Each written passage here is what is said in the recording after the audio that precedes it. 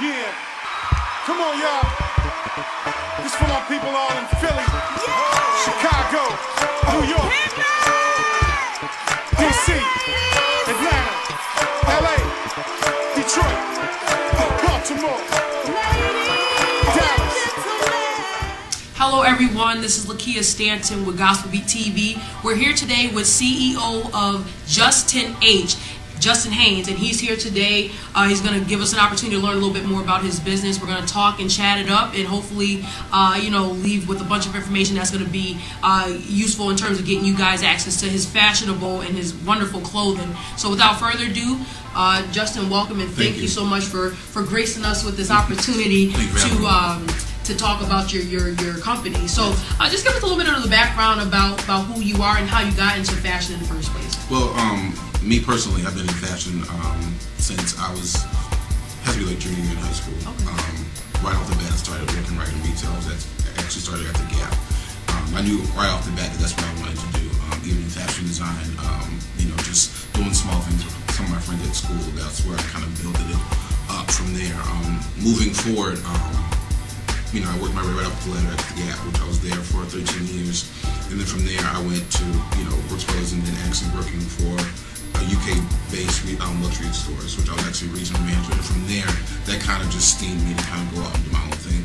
From knowing all the experiences from working in the district, having my own store, actually working in the region, it was just time for me to go out and kind of break into my own kind of brand. And with the help of my previous boss, things have been going pretty well. Okay, so in terms of starting your own business, you said that you came from the Gap and a lot of other experiences that helped to sort of give you the foundation. How did you go about starting your own business? I just went out and just did it. Basically, just took the knowledge that I had and just went forth and just kind of worked my magic. Basically, it was either take a relocation and move or start my dream. And who doesn't want to start their dream? So I just had to went ahead and just took the initiative and started my dream. I wanted to create a brand that was going to be different amongst the rest from all those that I've worked for, especially all my experience at Gap being the longest. I wanted to actually build a brand that was more customer friendly to actually the needs of the customer, not just the needs of my own personal brand.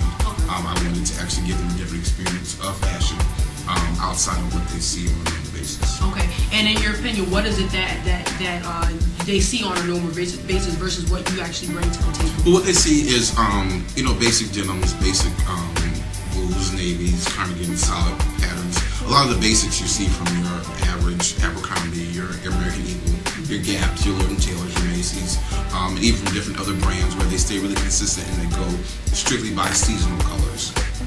Where you see at JUS10H as we go, there is no really box that we kind of hold ourselves in. We think outside of the box. So basically, there are different patterns, different colors that we mix all the time. There's no right or wrong with us. We are a fashion brand that take risks, So we want to make sure that we want to instill that to the community and to the world that fashion is about all in what you make it. You have to make fashion, and that's why I'm trying to not be in the fashion world. I'm trying to make my own fashion world of a fashion world that you can actually take a risk and be okay. You can actually have your own style and be confident. Got it. Okay, so you I'm assuming purposely decided to stay in the Western Mass area versus going elsewhere. Why is that, and how has that been working out? Purposely, I did decide to stay here, and I did that for a reason. So many people start businesses and they start brands and they start different avenues, and they go elsewhere to start them. And all you hear from Springfield and wherever locations that you did, that you were from, they went elsewhere to start it to make it big. I never wanted it to be said that Springfield, Western Mass, did not know of JUS10H. This is where I was growing up. I grew up right here in Springfield. Most of my training came from here, outside of the Connecticut area. So why not start where you were raised? And that's what I wanted to do. So even if when I do decide to go international or wherever I decide to go, they would never say that JUS10H and Justin Haynes did not start here in Springfield. I've given this area, and I'm giving this area a chance to actually join my fashion world. So it's up to them to do that. It has not been easy, and it's still not easy. Bringing fashion to a whole nother level, and just anything you do, whether it's fashion, music, or whatever, there's always going to be some kind of obstacles, and there's always going to be people who have their own opinions, but you have to move past that and be confident in what you're doing. This is a lot of hard work, Right. and there's real opposition to anything new. Exactly. Any change or anything that's Right. that's different. It can be challenging for people to accept. So what are some of the obstacles you face, and how have you overcome them, if you've overcome them? I think it's a day-to-day thing where you overcoming certain things. You get different challenges every single day. I believe one obstacle has been just to kind of getting everybody on board to something new. And if you've seen my fashion, you know that it's not the average that you'll see in the malls or at a Macy's or whatever. So that's been a huge obstacle, just trying to get everybody to jump on board in this particular area to support something new. Okay. You know, and that has been the basic obstacle. And I say to those who are still starting new brands and new avenues, in order for you to stay consistent and to gain the respect of your people, you have to maintain. You know, if you maintain and you say you're going to go regardless, I've done 3 runway shows already in this area, and that was with or without the support of Springfield. If it was from New York, I had most of my support was from other states, but I wanted Springfield to see that I'm still doing it regardless if I don't have the majority of the support from here. And that's what I want to encourage most people who are starting new brands in this area, outside of the area, wherever you don't feel you have the support. They need to see that you are consistent. If they see that you're consistent and you're going to move regardless, what can they say? What can they do? Absolutely, and that's very important. And I'm glad that you said that. It is very encouraging to myself. You know, I'm a co-founder of a startup magazine. Right. It's with a gospel focus. It's something you haven't seen in this area, and we've decided just to plow forward, and we'll get the support when and from whom we get the support from. Exactly. So it's great to hear that perspective from somebody who's been there and is doing that. So just to switch gears a little bit, you talked about your runway shows, and you know, you actually have a couple events coming up this month. You know, would you mind just sharing with the public? Sure. We actually have done 3. I've actually launched 3 collections. Actually, my first one was Brownstone. I actually did it in a huge snowstorm that we had in 2000. I think it was 2011. Oh, yep. When lights were out, it was in October, but I still went forth and did it. Still had 150 people there, which was great. My next collection was Color Block. We did that last April. This November, I just did my jazz collection, which was, you know, the Black Feather collection. This month, we are actually doing some Black History things. And one thing that it's a main focus for me is we're actually doing some work at the Dunbar Center, and that's actually helping some of the teens to kind of build some self-esteem and their confidence.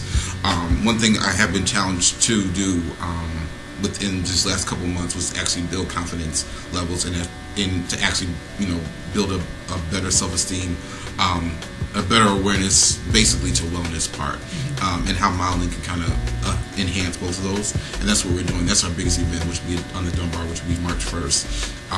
And we're encouraging a lot of people to come out to that, because we're actually bringing some of the young people in, and some who are not your average size 0s and size 6s. You know, we're trying to let them know that they do have an opportunity to model. I mean, they as long as you have it within yourself, you can do it. And that's one main event that I want to speak upon. And we have some other shows in Connecticut, but that's the main thing I want to talk about. And what's the date for that? That's March 1st. March 1st. Yes, okay. and it'll be held at the Dunbar Community Center. Dunbar Community Center. Yes. March 1st. Okay, so we'll make sure that we're definitely there to support if you'll have us. Sure. And love to have you. and if somebody is interested in finding out more information about you and about your company, where can they go? They can go to Facebook. You can reach us at facebook.com/JUS10H.official page, or you can go to JUS10H.com. You can also Google us. Also, my Instagram is JUS10H is fashion, and so is my Twitter. Okay. Yeah. Right. Well, one more thing. This is Sure. just for haha. So you mentioned that you're looking for you're not always looking for the typical size model. So if somebody is interested in modeling like myself, you know, I like fashion. I like to look good and whatnot. So you know, what's the process for auditioning, or whatever your process for choosing your models? What we do every Wednesday, I have model training, which I do a model training. This is what JUS10H specializes in. When I started my brand, I did not want to just have a clothing brand. I actually wanted to have a group of models that were my own. I didn't want to actually go to every show and then have to use their models. I wanted to actually bring my models with me. That's back to that consistent base. So what we do every Wednesday is we have modeling training. What I do with any models that want to kind of jump on board and be a part of JUS10H, there is a auditioning process thing. We hold it at Springfield Sheridan. Okay. We're there every Wednesday from 6 to 9. 6 to 9. Yeah, and then just shoot us an email at JUS10H@live.com, and one of my assistants will get back to you on that too as well. But we take all shapes, forms, sizes. If you have a passion for it and you have a willingness to do it, we're there to help you. So Justin, we see that you're wearing some of your fashion. Would you mind describing what it is that you're wearing? Well, this is one of the sport coats that I have on. Basically, it is a tweed wool blend. Basically, it's made, and what we do is we just try not to just send out our customers or anyone who wears JUS10H or just a regular plain blazer. We like to add our signature to it. So what we do is we add a lot of scrapping to it. That kind of brings like a signature piece to it. So you always know who JUS10H really is. So that be kind of who we are, along with the pants. They're khaki 12 pant. So these are kind of basic, but we like to bring a lot of our blazers in. Different things. We like to add some pizzazz to it, so that's where our signature is. So if you see someone else without it, in a different area, you would know that this is JUS10H. This is not somewhere else. And then it's hard for fashion designers. So I don't know if you guys know that tags can easily be ripped out, and another designer can put it on the runway. This is easy for us to do. There's no way you can take this off. That's right. Without destroying Exactly. the garments. So now, do people have an opportunity to actually bring clothes that they want to just be pizzazz, or do you guys do everything from scratch? We do everything from scratch. There are some people who would like us to kind of resurface. I will say that takes a little bit more time and more work to resurface something, but it can be done. Okay. Yeah. All right. Well, is there anything else that you would like the public to know that we haven't touched upon? Any other things that you want to make sure that we get across? No. Just know that JUS10H is a brand that stands alone. It's different. And I do have realized that it's not for everyone, but for those who it is for, it has enhanced lives. And for those who are starting, remember to keep God first. He will be the one that will actually move you forward. He has moved me forward. Not just, that saying that your gift will make room, not just in church, but it will make room regardless of wherever you're doing. If you put him first, everything will go right in place. Absolutely. Well, we want to thank you, Justin, for taking time out to speak with us. This has been a pleasure, and this is not going to be the last time that we encounter Mr. Justin Haynes. You guys stay tuned. He's going to be at the cafe on February 16th, right over here at Tower Square. And before we go, I just want to once again thank you for coming and make sure that we stay updated. We're going to be following and tracking his progress and tracking his career and the development of the business. And we're expecting great things, and we know that God's going to do great things. Same with you. Thank you.